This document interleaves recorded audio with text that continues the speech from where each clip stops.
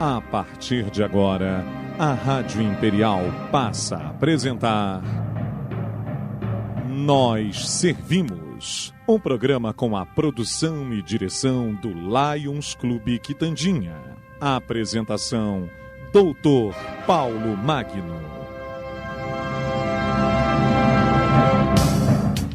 Bom dia, ouvintes da nossa Rádio Imperial. Aqui estamos mais uma vez com o nosso programa Nós Servimos. Hoje vamos bater um papo aqui com o Dr. Paulo Figueiredo, um grande articulista, advogado, grande articulista político aqui da nossa cidade. Vamos falar ainda sobre o pós-eleições 2016. Mas antes a gente queria comunicar que realmente hoje estará acontecendo também o primeiro conselho consultivo dos clubes de Lions de Petrópolis, onde os 3 clubes reunidos estão discutindo metas e trabalhos que estarão sendo desenvolvidos para o segundo semestre do nosso ano leonístico, que vai justamente de janeiro a junho de 2017. Bom, vamos lá começar o nosso programa. Bom dia, doutor Paulo Figueiredo. Bom dia, doutor Paulo. É uma grande honra e um prazer inexcedível participar mais uma vez desse seu programa. Bom dia a todos os ouvintes, e estamos aqui à sua disposição para o debate franco e democrático. Isso aí, nós hoje vamos falar aqui, iniciar lhe perguntando sobre o resultado geral do país das eleições municipais deste ano. Foi o esperado, Paulo? Olha, as expectativas não eram tão otimistas, né? E verdadeiramente os resultados eleitorais, eles sinalizam com clareza, né, para uma espécie de grande desapontamento da população brasileira com a classe política. Veja bem, eu inclusive me refiro a esse aspecto, né, no meu próximo artigo de terça-feira no jornal Tribuna de Petrópolis, quando eu levanto os números, né, levanto a estatística do resultado do pleito, né, e nela verifico o seguinte: cerca de 40%, mais um pouco de 40% dos eleitores ou não votaram, né, ou votaram em branco, ou anularam o seu próprio voto, né, nas principais capitais do país, isto é, em São Paulo, Rio de Janeiro, Belo Horizonte e Porto Alegre. As capitais assim mais expressivas do ponto de vista eleitoral no país, né? Mais de 40% do eleitorado nestas cidades ou se abstiveram, não compareceram às urnas, ou votaram branco ou nulo. Isso significa, né, sinaliza, né, para uma grande decepção do eleitorado brasileiro com a classe política e com a realidade atual do quadro político brasileiro. A que se deve essa decepção, Paulo? Olha, veja bem, a ação política do Brasil, né, não tem correspondido às expectativas da sociedade brasileira. Há uma orgia de gastos públicos, né? Veja bem... Desenfreada, né?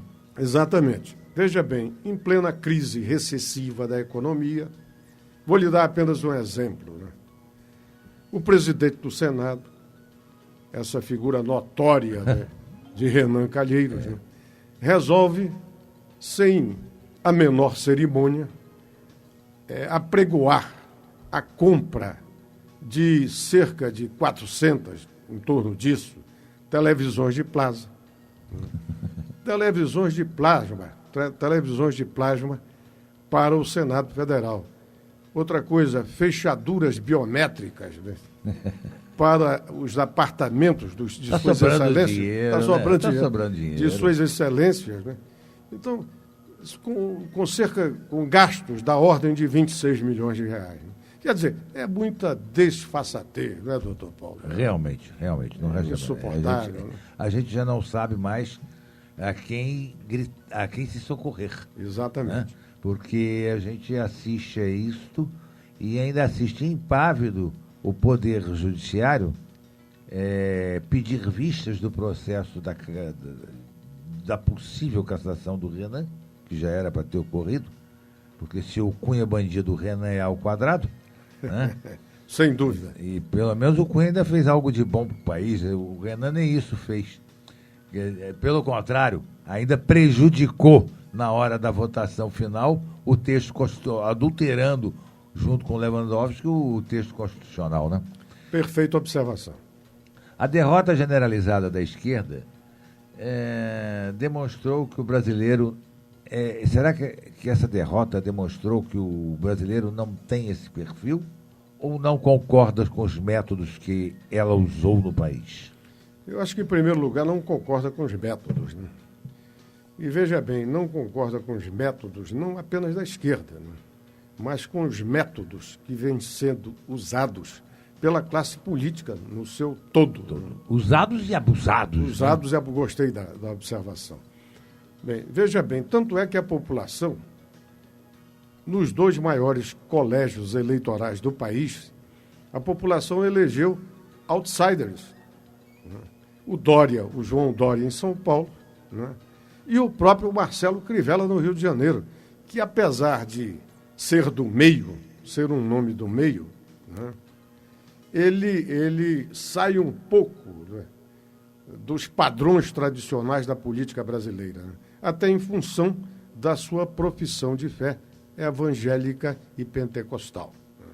Quer dizer, há uma inclinação diferente, né, no sentido do protesto da população contra o político tradicional. Né? Uhum. O que ocorreu também nos Estados Unidos. Vamos falar Trump, isso, né? Aí, vamos falar sobre isso já. E em Belo Horizonte, com a eleição do Alexandre Calil, também um outsider, um homem que não vem da política né? Tradicional, Exato. Dos grupos políticos tradicionais. O Dória se constituiu numa demonstração inequívoca da derrocada do PT no berço do petismo, porque, afinal de contas, São Paulo é o berço do petismo. Sem dúvida nenhuma. Né? O PT, por sinal, em São Paulo, ele perdeu em todos os municípios, né? Municípios berços do próprio partido. Ali no ABC, chamado ABC paulista, ele perdeu em todas as prefeituras. Vai começar por São Bernardo, né? Exatamente. Até a gente levou um susto, né, de assistir o PT levar uma coça lá, né? Você acha que o Dória tem alguma pretensão mais alta? Eu não tenho a menor dúvida sobre isso. Eu não tenho a menor dúvida. O Dória, ele já pensa no governo de São Paulo, né? E até num salto maior para a presidência da República. Né?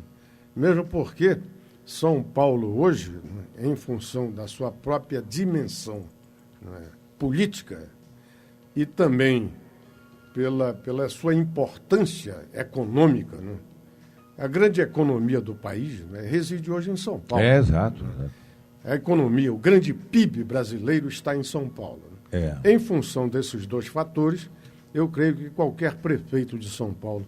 E veja bem, meu caro doutor Paulo, São Paulo, o município de São Paulo, é o 2º maior PIB brasileiro. O primeiro é o estado de São Paulo. Certo. O segundo é o município de São Paulo e o terceiro é o Rio de Janeiro.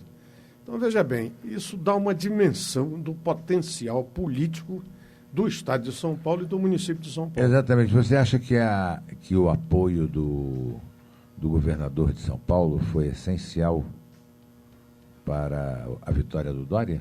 Eu não diria essencial, mas eu diria importante. Né? Até porque o governador Alckmin, num momento de dificuldades, né, dentro do seu próprio partido, o PSDB, ele optou decisivamente pela candidatura do Dória. Né? Houve uma oposição muito forte contra essa candidatura dos caciques do próprio partido. Fernando Henrique, Zé Serra, etc., né, se resignaram contra a candidatura do Dória. E o Alckmin, governador, né, bateu o pé, fincou o pé e manteve a candidatura do Dória. Você vê que hoje o Alckmin teria mais chances numa candidatura à presidência da República do que o Aécio dentro do PSDB? Eu acho que a situação do Alckmin, eu diria que a partir do resultado destas eleições é um pouco mais confortável, né?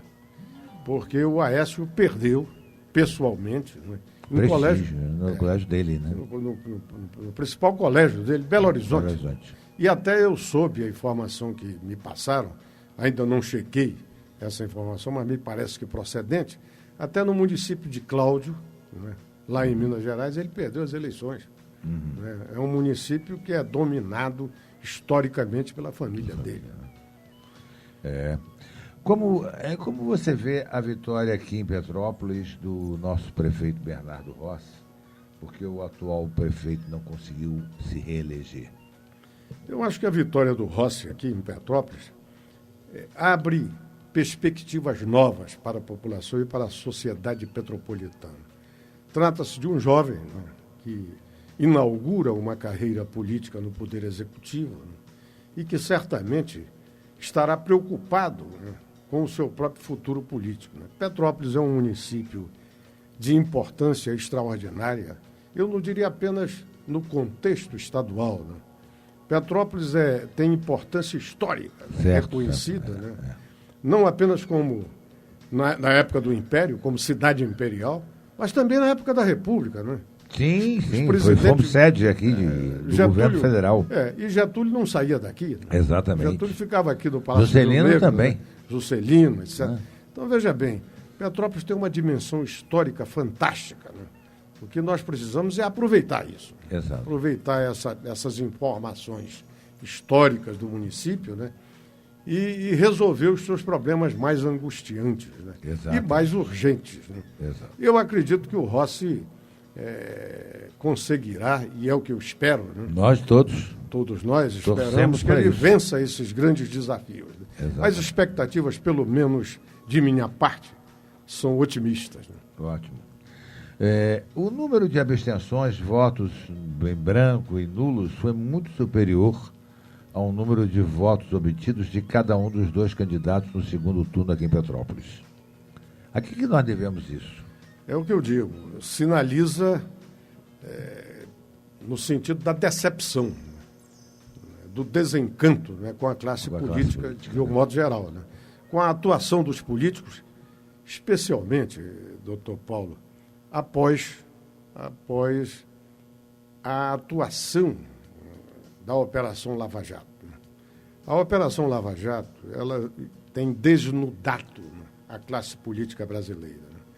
E, inclusive, aguarda-se com muita intensidade, né, o resultado da delação dos executivos da empresa Odebrecht e do presidente da empresa. Né? Exatamente. Fala-se, inclusive, né, que cerca de 50% da classe política brasileira... Né, vai faltar cadeia.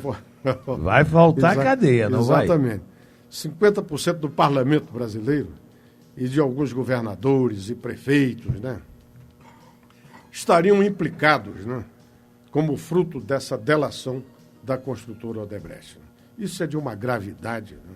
Então, veja bem, a população olha tudo isso, né, e vê que não consegue mais identificar nos seus representantes, né, os seus próprios anseios, mas os também seus próprios desejos. Né? O grande responsável por isso, muitas das vezes, é o próprio eleitor que vota e depois não cobra do seu político a postura, né, que ele tomou, que ele prometeu, com que ele se comprometeu durante a campanha política.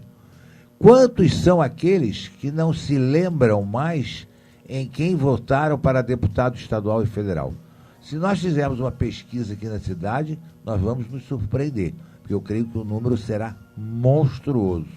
É verdade, é verdade. Agora, veja bem, o nosso parlamento, a nossa classe política, a rigor, ela não deixa de refletir o nosso estágio de desenvolvimento. Exatamente. De desenvolvimento econômico e social. O povo vota mal, realmente vota muito mal. Vota muito mal por quê? Porque não tem consciência política, né, do valor do sufrágio. Esta é a grande verdade. É verdade. Falta ali, né, essa visão, né, conscienciosa, né, de que a democracia se faz de forma seletiva, né, com o voto popular. Né. Agora, veja bem, meu caro doutor Paulo, só se aprende a votar votando. Exato. Não é verdade? De qualquer sorte, apesar dos atropelos, né, aos trancos e barrancos, o país vai avançando. Estamos construindo a nossa democracia. Né? Exatamente. Estamos construindo, gostei da expressão, a nossa democracia. Claro que com muitas dificuldades, né, enfrentando muitos óbices, né, mas temos avançado. Eu creio que agora, com essa Operação Lava Jato, haverá uma espécie de varredura, né? Assim esperamos. Né? Exatamente. E o que sobrar, né, nós poderemos fazer uma depuração de tudo isso, né? E vamos caminhando, né? Vamos caminhando. É o que eu costumo dizer, ave César, né? Ave Moro. Exatamente, né? exatamente. Então, porque realmente eu acho que o Sérgio Moro poderá trazer ao povo brasileiro um novo aspecto político, né? Devem surgir novas lideranças, porque os que estão aí realmente se mostraram não só incapazes, como corruptos e como péssimos para o desenvolvimento e para a democracia no país. Como é que você vê esta reforma, aliás, a medida provisória 241? Do teto de do gastos? Teto de gastos. Olha, eu acho que nós não temos outra alternativa. O que me surpreende é que determinados segmentos, né, da classe política brasileira, notadamente o PT, o PCdoB e assemelhados, né, se voltem tão radicalmente contra essa medida. Essa medida, ou nós limitamos os gastos do poder público no Brasil, ou nós iremos à falência irremediável. Passaremos no Brasil pelo que aconteceu na Grécia. Exatamente. A verdade é que o raciocínio e a conclusão é muito simples, né? Nós não podemos gastar mais do que arrecadamos. É igual dentro da casa da gente. Exatamente. Eu não posso gastar além daquilo que eu recebo. Se eu gastar além daquilo que eu recebo, eu vou explodir. Exatamente, exatamente. Gastando o que a gente já recebe, a gente já explode. Imagina gastando além do que a gente recebe. Agora, impressiona essa irresignação, né? Esse movimento contrário a uma medida que me parece tão lúcida, né? E tão evidente, né? Ou nós somos capazes de conter o gasto público nos limites razoáveis da receita pública, ou qual será o resultado de tudo isso? A falência irremediável. De outra sorte, é preciso que se destaque, né, com muita clareza, né, que o Estado, ele não cria riquezas, ele não gera recursos, né?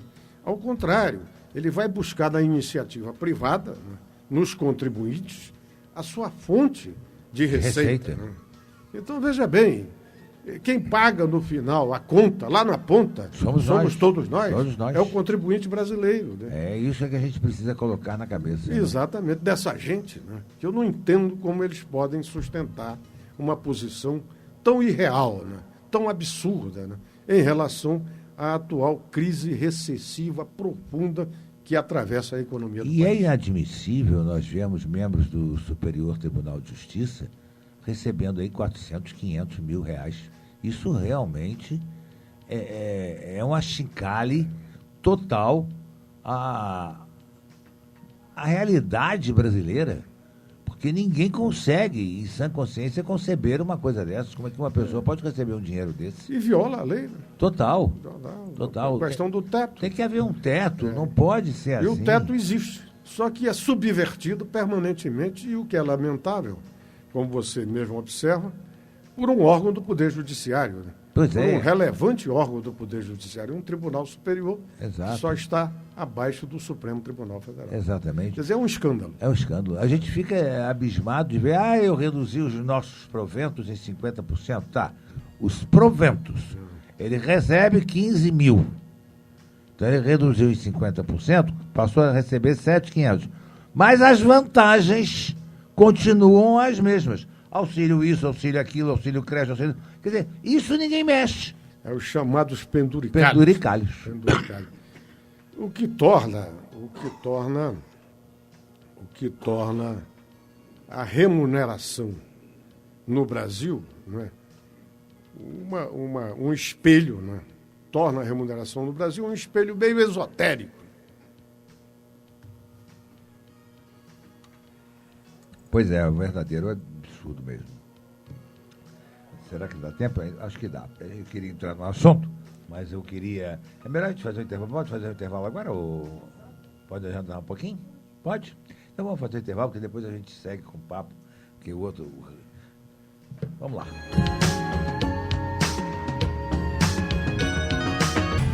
Estamos apresentando Nós Servimos, um programa do Lions Clube Quitandinha e a apresentação de Dr. Paulo Magno. Da nossa Rádio Imperial, estamos aqui entrevistando hoje o nosso amigo advogado Dr. Paulo Figueiredo, grande articulista político aqui. Estamos falando sobre o resultado das eleições municipais no âmbito geral. E agora eu queria entrar num outro assunto. Antes de entrar nesse assunto, Paulo, eu queria te perguntar sobre o que você acha dessa reforma de ensino. Olha, Paulo, eu acho que nós precisamos... A reforma do ensino no Brasil é uma velha aspiração da sociedade. Né? Exato, né? Velha, muito antiga. Né? Isso remonta aos anos 60 do século passado. Né? E o problema agora é o seguinte. Né? Agora veio do governo, nós somos contra. Essa é a posição. É aquela velha máxima do governo, se há governo, sou contra, né? Pronto. Exatamente. Então, veja bem, eu creio que nós precisamos discutir essa questão de forma desapaixonada. Né? O Brasil é um país que realmente guarda uma estrutura do ensino, né, antiga, arcaica, superada. Né? Eu acho que esta reforma, pelo menos, ela dá indicações, né, no sentido correto. Eu não sei o curso que você fez no segundo grau. Eu, na minha época, eu fiz o primário, logicamente, fiz o ginásio, né? E depois fiz o curso clássico, o antigo curso clássico, né? Tinha científico, clássico, contabilidade, técnico de contabilidade e normal. Eram os cursos que nós tínhamos à nossa disposição. Eu fiz o clássico, então parei de ver matemática, graças a Deus. Não vi química, não vi física, não me interessa. Meu ramo de direito que eu queria fazer, não era, o meu objetivo final não era o direito, mas acabou sendo. Não me interessava isso, eu não precisava saber isso, eu sabia o essencial. Somar, diminuir, multiplicar e dividir, e sei até hoje quanto que equivale o pi, 3,14, 16, etc. Né? Hoje, se você perguntar isso a um aluno aí de segundo grau, nem sabe o que é isso. O nosso ensino, então, foi fragmentado aí, acabaram com o curso clássico e colocaram tudo dentro do ensino médio. Isso não acabou criando uma barreira muito grande? Porque tem pessoas que têm melhor desempenho na matemática, outros têm melhor desempenho em ciências humanas e outros nas ciências biológicas. Quer dizer, então, para que o brasileiro estudar tanta coisa? Costumo dizer, ele é formado em generalidades e não sabe nada. Perfeita a sua observação. Eu creio que é por aí.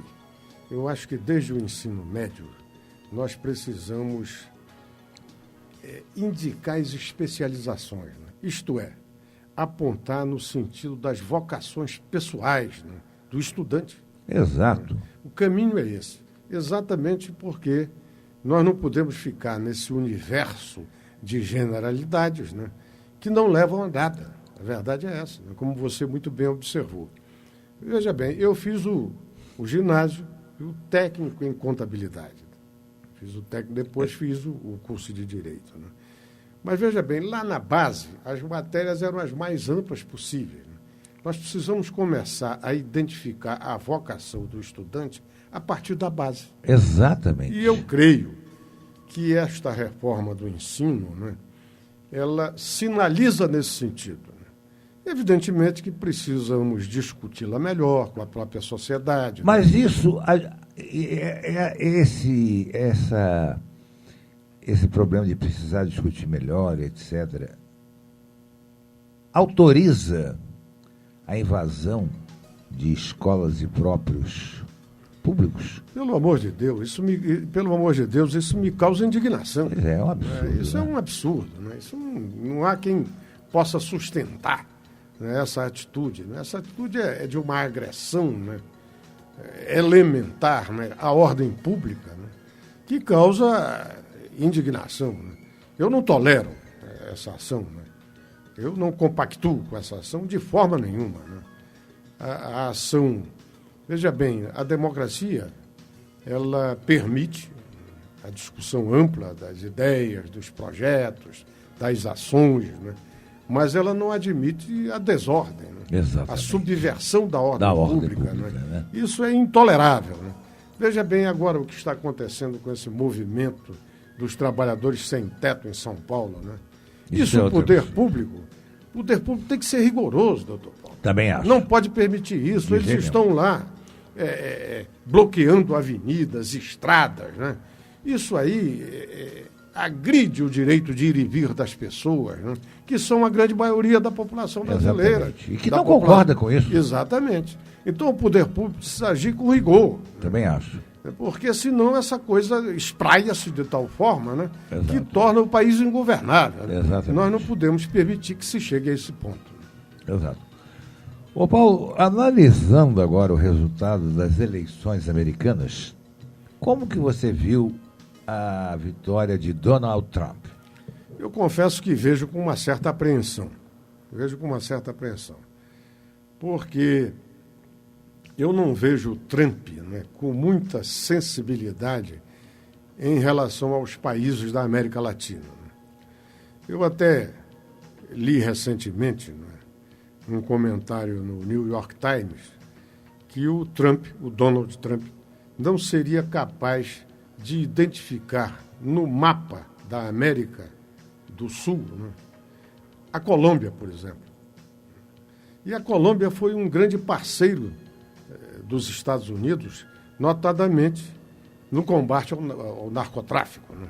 Havia um acordo de cooperação muito próximo e muito forte entre a Colômbia e os Estados Unidos no combate ao narcotráfico. O Trump, eu acho que com o governo Donald Trump, a América Latina perderá importância. Eu acho que o governo dele se voltará mais para a Europa, mais para os países desenvolvidos e para as crises que nós assistimos hoje no Oriente Médio, né? Um pouco na Ásia. Né? Isso me preocupa. Né? Certo. Agora, foi uma decisão do povo americano. Pois é, mas por que as pesquisas erraram tanto no resultado que previa a eleição da Hillary Clinton? Com larga margem. Com larga margem. Previam com larga margem, né? Eu acho que os institutos, eles não conseguem... Né? Estão iguais aqui os do Brasil? Exatamente. Os institutos aqui erram permanentemente, né? E lá, eu acho que eles não conseguiram apreender, né, a manifestação do cidadão médio e branco americano, cidadão médio, branco americano, que preferiu votar no Donald Trump. De outra forma, a chamada maioria silenciosa. Mas ele perdeu também em estados que tem grande maioria negra e até do chamado movimento LGBT, né? E dos latinos também. Dos latinos também. Perdeu na Flórida. Na Flórida, pois é. Perdeu na Flórida. Pois é. Agora, eu acho que houve uma grande maioria silenciosa, né, que os institutos de pesquisa não conseguiram detectar, exatamente. Exatamente. Porque lá o voto não é obrigatório, é facultativo. Né? Você acha que esse modelo de eleição norte-americana, porque a Hillary ganhou no voto popular. No voto popular. Isso. Mas no colegiado eleitoral, ela perdeu. Como é que a gente explica uma coisa dessa? Eu acho esse modelo... Porque quem elege o colegiado eleitoral é o próprio povo.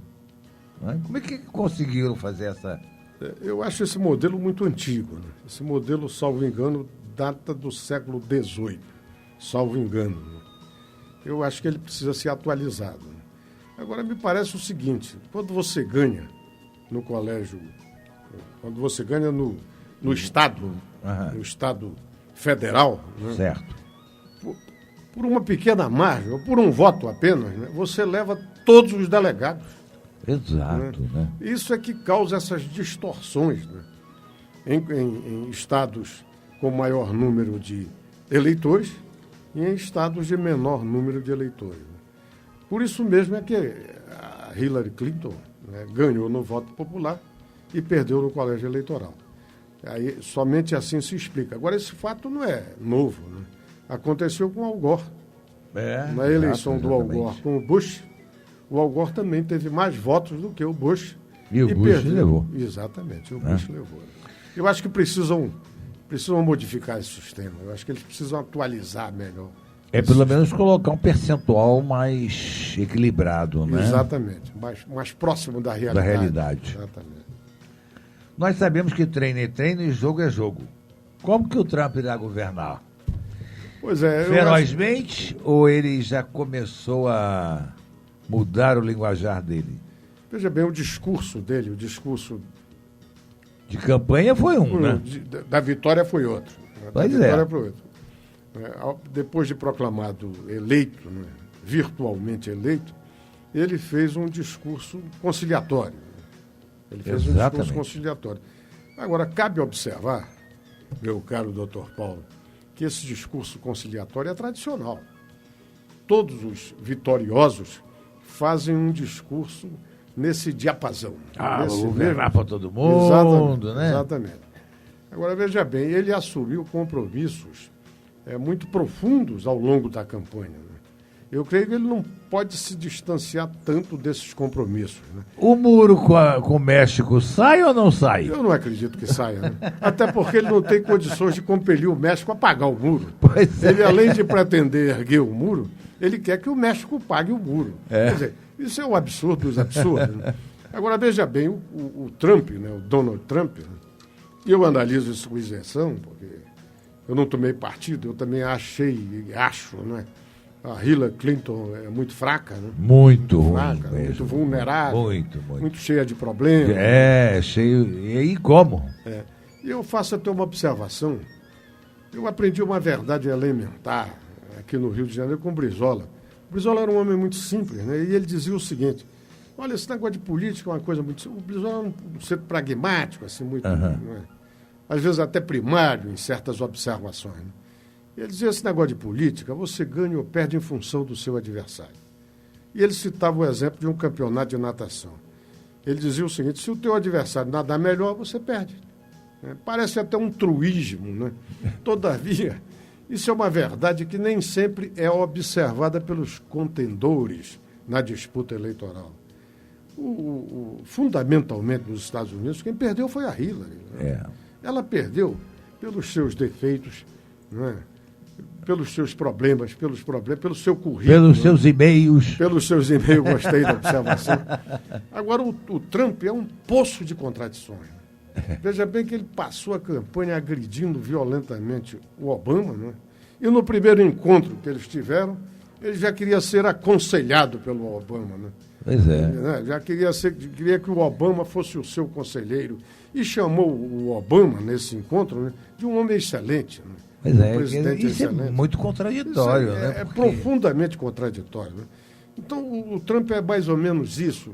A própria Hillary... É o que eu disse, né? O jogo, treino é treino, o jogo é jogo. O jogo é jogo. E a própria Hillary, ele passou também a campanha chamando-a de corrupta, né? Pois é. E depois ele, no discurso de agradecimento à nação, no discurso de candidato vitorioso, ele já chamou de estadista, né, que o país deve muito a ela.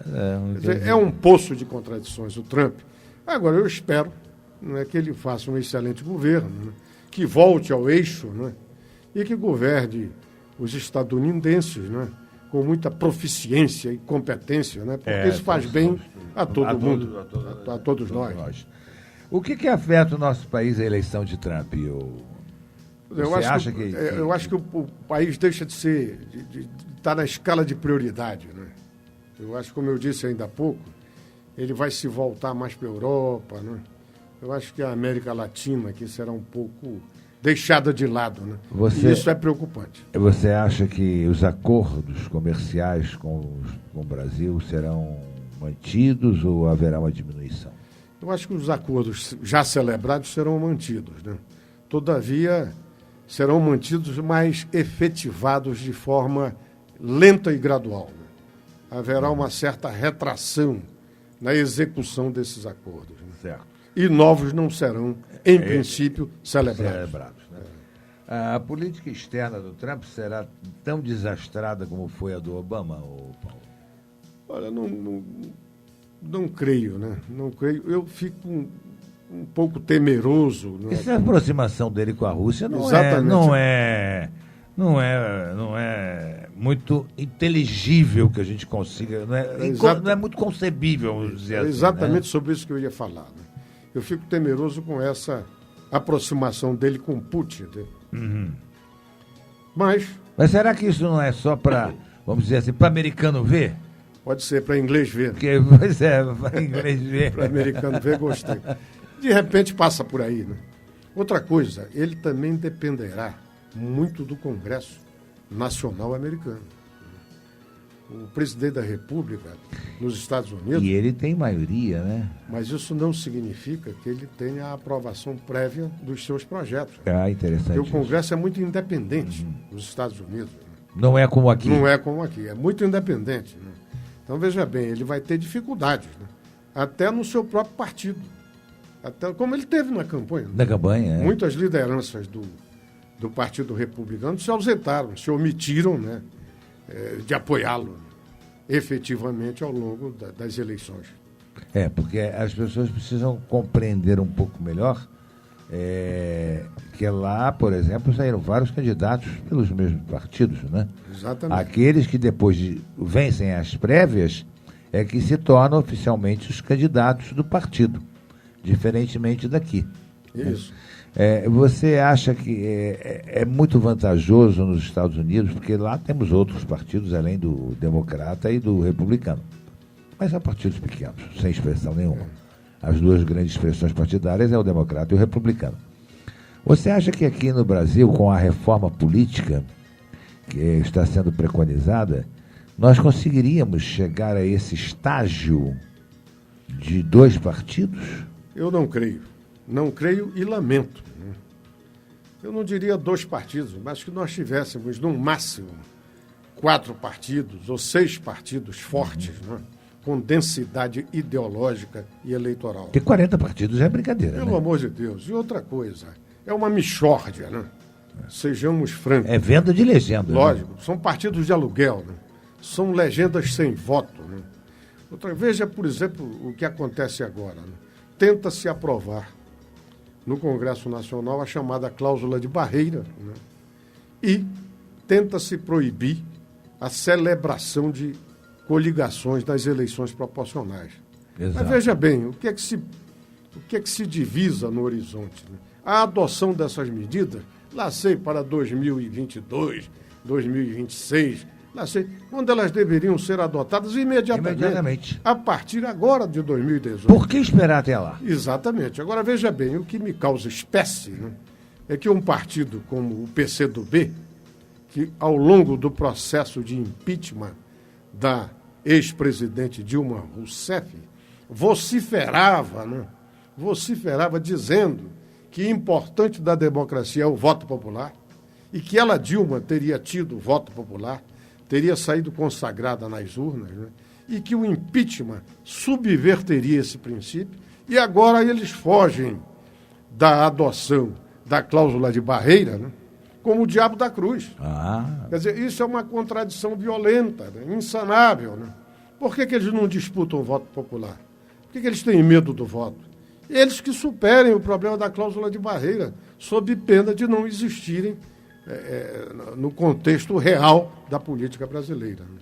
Exatamente. Essa cláusula de barreira, ela teria que ser imposta em percentuais maiores e com adoção imediata. Aí sim, nós reduziríamos o número de partidos para 6. Porque, na realidade, esses partidos estão aí única e exclusivamente para lucrarem, para receberem verba partidária, do fundo partidário, para calarem a boca de uns e outros aí, não é isso? E não nos esqueçamos, quem paga isso? Somos nós. Somos nós. Fundo partidário é extraído de onde? Dos nossos impostos. Exatamente. Dos nossos tributos. Né? É o contribuinte brasileiro que paga essa farra, né?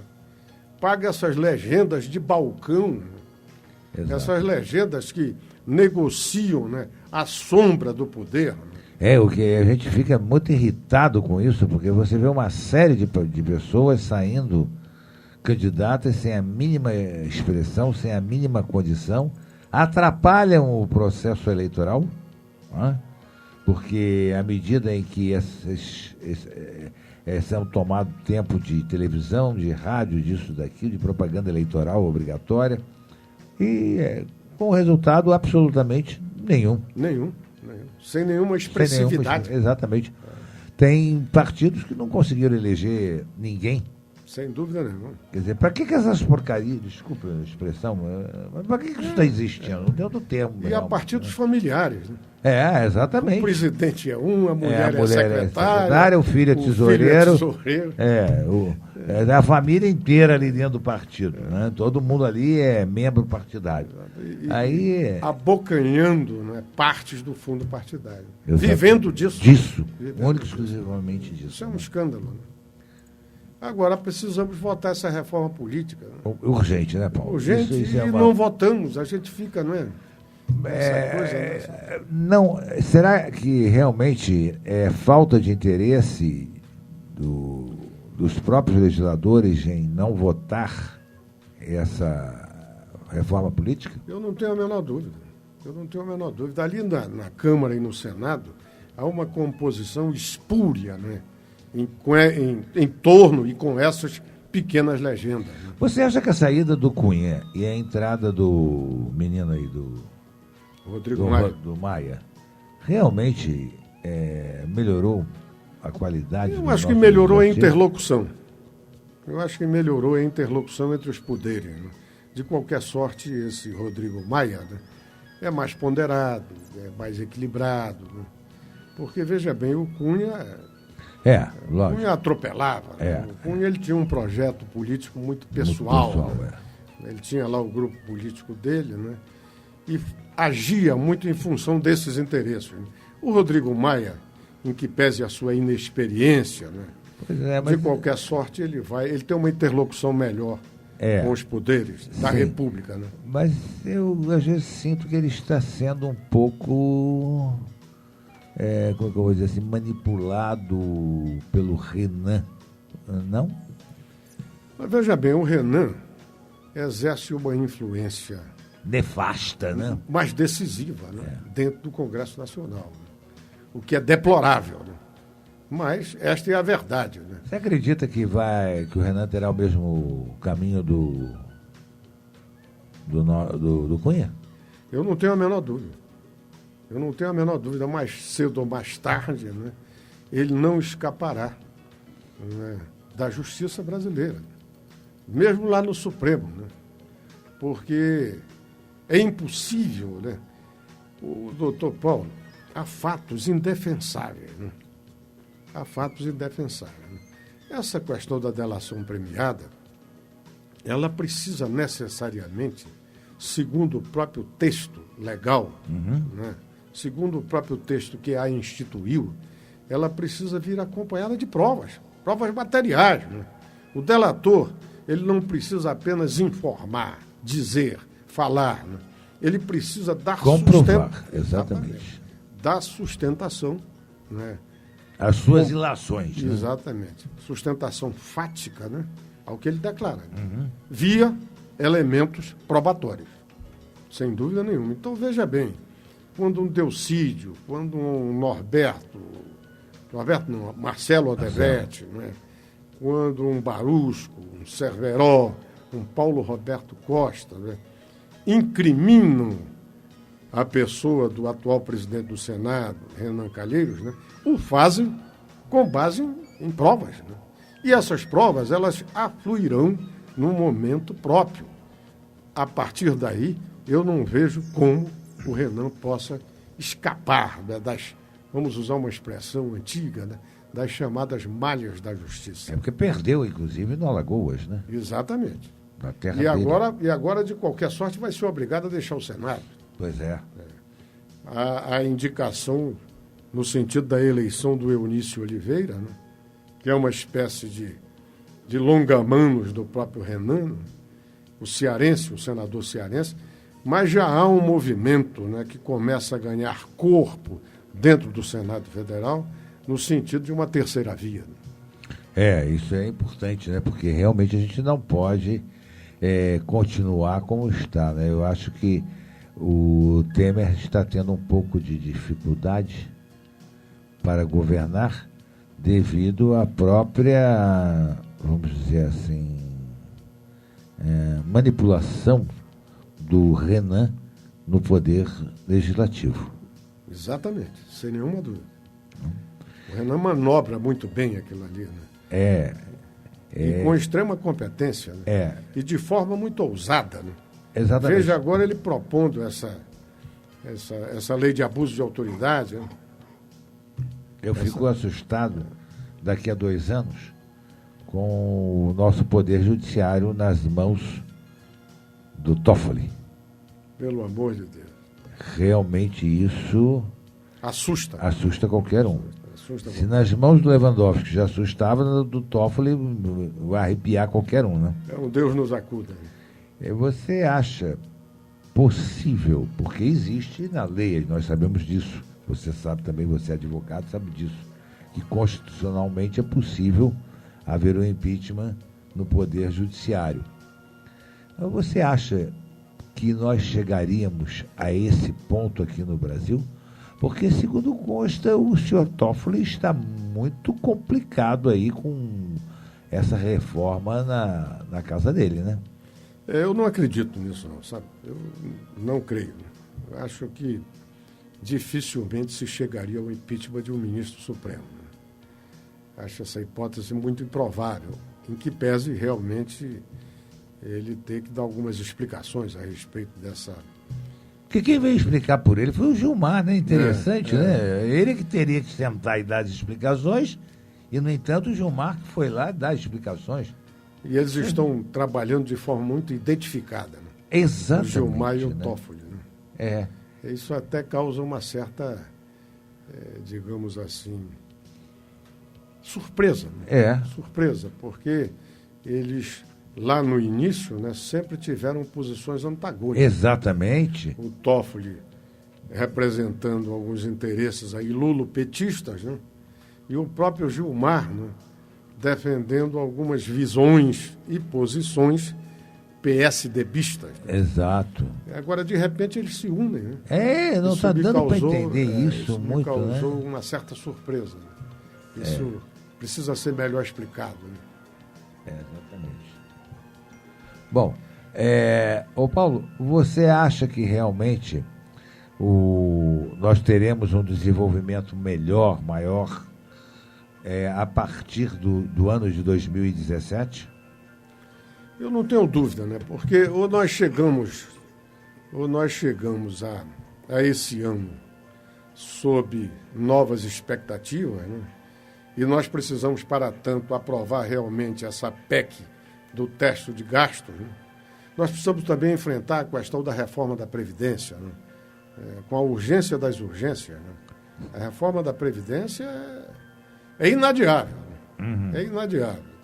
Eu acho que, de qualquer sorte, o governo Temer, né, apesar das suas deficiências, né, que são notórias, né, ele está enfrentando essas questões fundamentais que angustiam a sociedade brasileira, né, ou que angustiam, pelo menos, os seus setores mais bem informados. Né.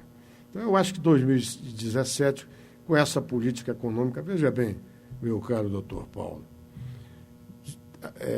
a equipe econômica é competente. A equipe econômica do governo Temer é competente. Foi muito bem escolhida, foi muito bem selecionada. Né? Eu acho que nós estamos em boas mãos com o Meirelles no Banco Central, né? com o Meirelles na Fazenda, no Ministério da Fazenda, e o Godian no Banco Central. Né? E o próprio ministro do Planejamento, que é um técnico. Né? é um homem de carreira, um técnico competente. Eu creio, então, que nós teremos condições de abrir o ano de 2017, né, com algum otimismo. Que assim esperamos, né?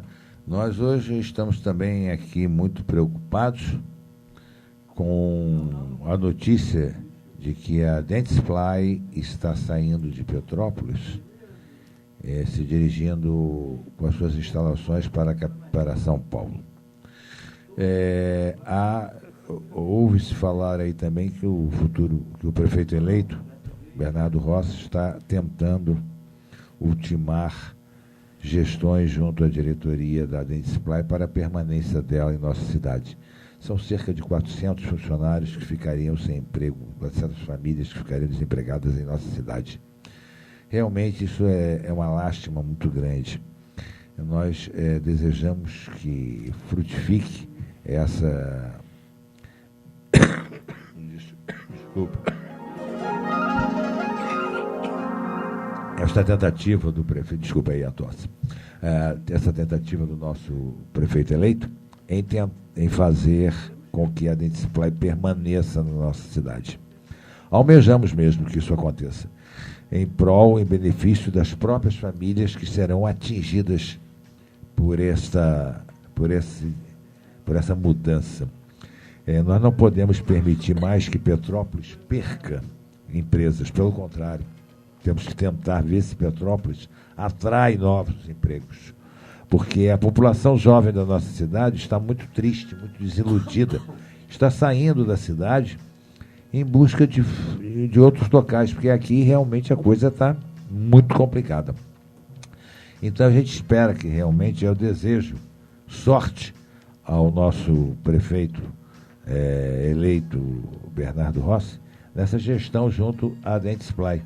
Esperamos realmente, de coração aberto, que ela fique na nossa cidade, que permaneça, porque nós não podemos mais nos dar ao luxo de ficar perdendo empresas em nossa cidade. Eu acho que esse tipo de atitude, eu não sei se ele vai conseguir realmente, porque essa determinação parece que partiu de cima, de ordens superiores, para que se feche a unidade de Petrópolis. Agora, mas de qualquer maneira, eu acho que vale a pena tentar. Nada é impossível, né? E a gente crê que realmente, às vezes, de um papo, de uma conversa, encontre-se um modo da empresa permanecer em nossa cidade. Bom, Paulo, você queria falar alguma coisa sobre isso? Olha, eu acho o seguinte, eu estimo, né, que o prefeito tenha êxito. Né? Eu também. Ele tenha sucesso nessa sua iniciativa. E apenas acrescentar... Apesar de eu ontem, desculpa te interromper, mas eu fiquei até horrorizado de ler aí pessoas torcendo para que ele não consiga. Eu nunca vi isso. Não querem o bem da cidade, querem justamente o mal da cidade. Eu digo, mas meu Deus do céu, a que ponto que nós estamos chegando nesse país, em que as pessoas chegam a torcer por questão política, torcer contra. Eu acho isso um absurdo. Né? É deplorável. É deplorável, né, bom? Agora eu vejo o seguinte, eu acho que ele tem condições, até porque é autorizado pela população. Né? Exato. No sentido de mobilizar as autoridades locais, estaduais, né, e até federais, né? No sentido de conter a saída de tão importante empreendimento do município de Petrópolis. Exatamente. E apenas acrescentaria o seguinte, eu acho que ele será um excelente prefeito na medida que ele sair muito aqui do município. Né? Ele precisa ser uma espécie de globetrotter, né? Atrás de recursos, né? Aqui no Brasil e mesmo no exterior, né? No sentido de permitir, né? De viabilizar a implantação de seus projetos. Né? Nós precisamos de recursos aqui para transformar essa cidade, né? Num município, né? A sede e o município num todo, né? Num município progressista, né? Numa sede, num conjunto urbano recuperado, né? Exato. No sentido de dar a Petrópolis, né? O destaque que ela merece. Exatamente. Né? Perfeito. Afinal de contas, segundo o nosso lema, Alciora Semper Petres, que perdure sempre nas alturas, que realmente nós estejamos lá, né? Exatamente. E que a cidade volte a ser uma cidade modelo, uma cidade de destaque no cenário nacional, não só fora das desgraças, mas realmente naquilo que ela tem de mais bonito, naquilo que ela tem de melhor, naquilo que ela pode oferecer a todos que a visitam, melhores condições de estadia em nossa cidade. Bom, Paulo, infelizmente nós estamos chegando ao fim do nosso bate-papo. Vou deixar os nossos microfones aí para a sua despedida. Bem, foi uma honra, né, e uma alegria enorme participar do seu programa. Eu espero voltar aqui em outras oportunidades, né? Lógico. E espero ter contribuído de alguma forma, né, sobre os temas, ou a respeito dos temas que foram abordados no programa. Um excelente fim de semana, meu caro Dr. Paulo, a todos os servidores aqui da rádio e a nossa querida população petropolitana. Um grande abraço. E nós queríamos também agradecer aos nossos ouvintes a atenção dispensada ao nosso programa, lembrando sempre que estamos aqui a serviço do nosso Lions Clube Petrópolis Quitandinha. Essa entrevista com o Dr. Paulo Figueiredo foi muito boa, porque nós pudemos abordar aqui assuntos relativos à nossa comunidade, relativos ao nosso país também, como a visão das eleições municipais, né? Falamos também a respeito do resultado em nossa cidade e, por que não dizer também, do nosso ilustre Trump, né? O americano tem mania de Donald, é McDonald, né? Como é que é o outro? Pato Donald e agora o Donald Trump. Tá certo, vamos lá. Obrigado ao William, aí na técnica. Fiquem agora com o Plantão Imperial e a seguir com o show do Roberto, com o Vitor Carneiro, já que o Jorge Luiz está gozando das suas merecidas férias, né? Mas está sendo muito bem substituído à altura aí pelo Vitor. Inclusive, nosso debate na quarta-feira já foi com o Vitor, foi muito bom, muito legal. E estamos aí de parabéns à Rádio Imperial, sempre mandando brasa. Muito obrigado a todos, até semana que vem. Fui.